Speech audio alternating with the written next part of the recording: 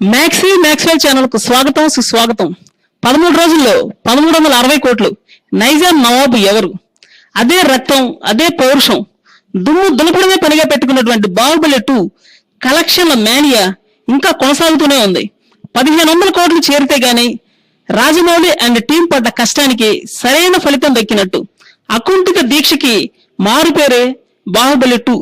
ఒక ముఖ్యమైన విషయం ఏంటంటే నైజాం ఏరియాలో 25 కోట్లు షేర్ దాటినటువంటి ఒకే ఒక సినిమా బాహుబలి 1.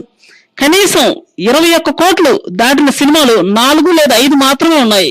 అయితే ఈ ఏరియాలో బాహుబలి 2 చరిత్ర పుటల్లో లిఖించదగినటువంటి 50 కోట్ల షేర్ సాధించడానికి అతి సమీపంలో ఉంది. 48 కోట్లకు పైగా షేర్ సాధించినటువంటి ఈ సినిమా ఎప్పటికీ నైజాంలో నవాబుగానే కొనసాగబోతుంది. ఈ ఏరియాలో బాహుబలి 1 45 కోట్ల షేర్ సాధించింది. అయితే ఎవరు కూడా బాహుబలి 2 హక్కులు 40 కోట్లకు కొనడానికి ముందుకైతే రాలేదు. అదే వాళ్లకు తీవ్రమైన శాపంగా పరిణమించింది. నిర్మాతలే నేరుగా రిలీజ్ చేసుకోవడానికి దాదాపు 60 కోట్లు వసూలు చేస్తుంటే ఇప్పటికీ దిమ్మ తిరిగిపోయే వసూళ్లు రాబడుతున్నటువంటి బాహుబలి 2 కలెక్షన్స్ చూసి బాహుబలి 1 కొన్న ప్రొడ్యూసర్లు ఎందుక మేము ఇలా చేసాము అని తల పట్టుకుని కూర్చోవాల్సిన పరిస్థితి వస్తుంది.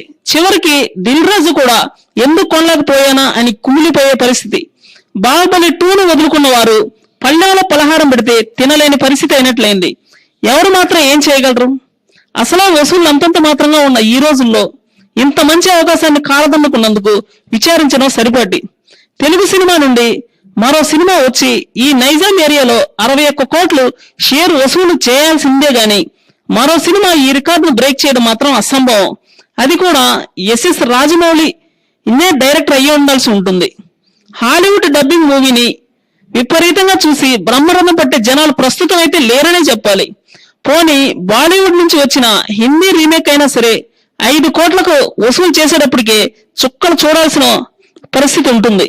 కాబట్టి తిరుగులేని రికార్డును సృష్టించినటువంటి బాహుబలి 2కి అమరేంద్ర బాహుబలికి నైజాం రాజ్యం శిరస్సు వంచి పాదాభివందనం చేస్తుంది. మరికొన్ని సరికొత్త వార్తల కోసం ఈ ఛానల్ సబ్స్క్రైబ్ చేయండి.